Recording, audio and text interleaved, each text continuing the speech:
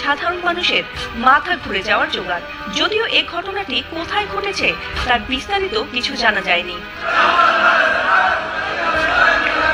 এমন দৃশ্য নেট দুনিয়ায় ভাইরাল হতেই ঘটনাটি নিয়ে উদ্বেগের বদলে হাস্যরসের সৃষ্টি হয়।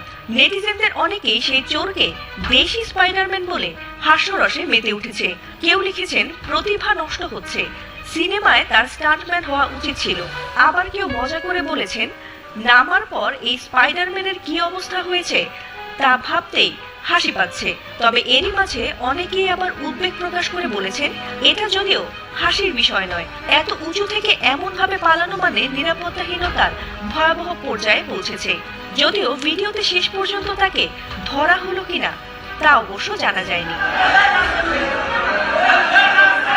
ফাতিমা সুলতানা, এটিএন বাংলা।